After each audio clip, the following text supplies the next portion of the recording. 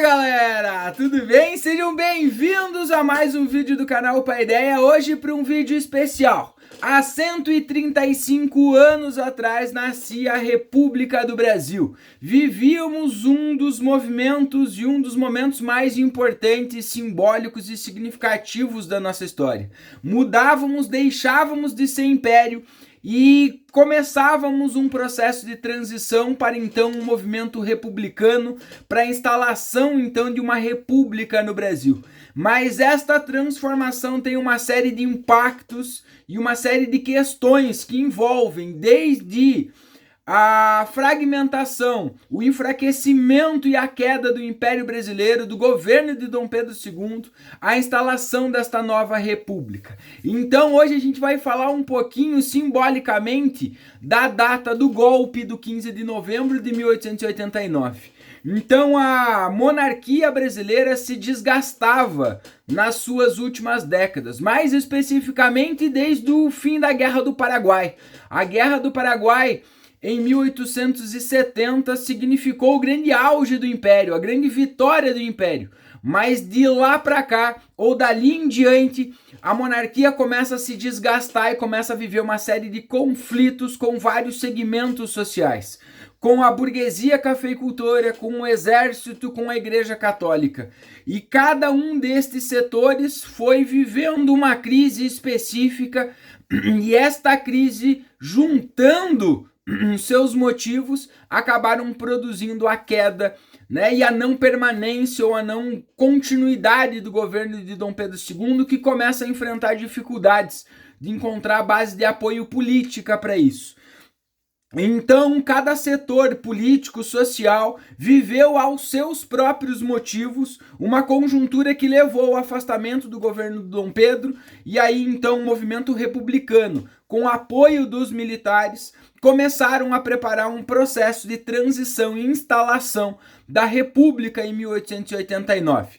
A grande figura emblemática que representou este momento foi o então Marechal Deodoro da Fonseca, um dos nossos grandes líderes da Guerra do Paraguai. O Deodoro era uma figura influente, já que tinha um contato e uma boa relação, tanto com os militares, por representar este respeito e essa figura de herói para os militares, como também tinha uma boa relação com o Império, já que era um amigo pessoal do Dom Pedro II, e especificamente, ou por curiosidade, era um sujeito que era contrário à instalação de uma república, né? Ele defendia a intervenção militar para algumas reformas políticas necessárias no Brasil, mas não defendia a ideia de uma instalação de uma república, né, no Brasil naquele contexto, naquelas circunstâncias. Mas a figura do Deodoro foi escolhida justamente por ele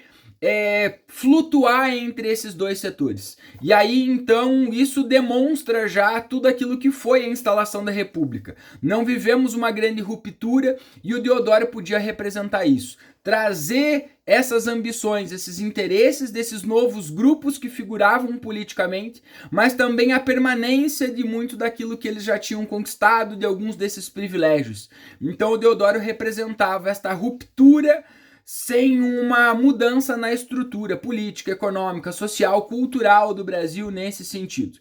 Mas o Deodoro, dentro desse processo, vai acabar sendo convencido, então, pelos militares da causa republicana, então aceita, né, a proclamação da República, né? Então a via republicana, né, acaba se transformando na única forma de resolver os grandes problemas do Brasil, já que o Império começa a ser construído simbolicamente como uma figura velha, ultrapassada, né, que já não conseguiria dar mais respostas às modernidades, às novidades do mundo. E isso é muito simbólico quando a gente analisa as charges produzidas pelos jornais da época.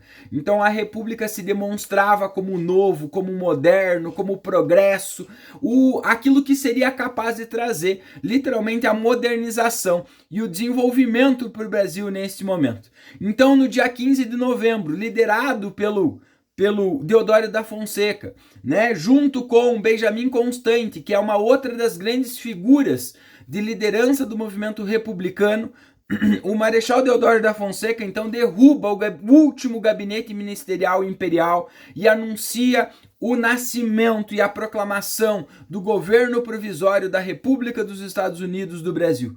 Sem luta, sem participação, o povo literalmente, como escreveu Aristides Lobo, um dos grandes jornalistas na época ao cobrir o movimento, o povo brasileiro assiste bestializado, sem compreender literalmente o que estava acontecendo naquele momento.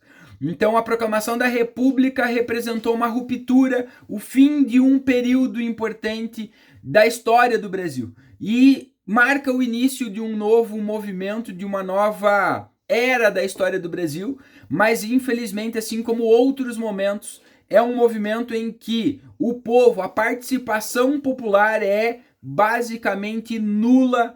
A população não sabe direito o que está acontecendo naquele momento e de uma forma geral mal sabia, né? Porque muitas pessoas no Rio de Janeiro, naquela manhã do dia 15 de novembro, param acreditando que o que estava acontecendo ali era uma parada militar, um movimento ou uma apresentação, né? Mal sabiam eles que naquele momento o Brasil vivia um dos seus principais momentos históricos. Então a população brasileira é afastada da participação e é afastado também de levar os seus anseios, as suas questões, os seus problemas. Por isso que nós vamos ter a partir deste momento é a consolidação de novas figuras políticas, né, consolidando e se concretizando no poder, o que vai marcar e caracterizar a primeira fase da República, né? Então são os militares que assumem este papel da implementação desse novo sistema político e por trás é a consolidação dos interesses e da participação política agora, de fato, dos cafeicultores, que vão levar para as pautas políticas do Brasil as suas questões, os seus interesses, né, os seus privilégios e as suas ambições. Então, em questões estruturais, a política, a economia, a sociedade, as relações sociais, essa estrutura não se altera. O Brasil continua basicamente sendo o mesmo país, a mesma estrutura que era antes enquanto império nesse sentido. A família real é avisada, logo em seguida, né, o imperador Dom Pedro II recebe a notificação de que a República estava sendo implementada no Brasil e eles ganham então aí um ultimato onde a sua família deveria abandonar o Brasil em 72 horas. No dia 17, na madrugada do dia 17 de novembro, Dom Pedro embarca com a sua família para a Europa, para onde ele nunca mais, né, basicamente vai voltar, que acaba falecendo mais tarde nesse sentido. E a partir daí, então, nascia a República do Brasil, né? Uma nova fase marcada por novas figuras políticas e uma nova discussão, mas de fato sem mexer na grande estrutura econômica, social e política do país. Então, há 135 anos, nascia a nossa República, né? E esta nova fase da história do Brasil. Ok? Gostou do vídeo? Deixa sua curtida e segue o canal.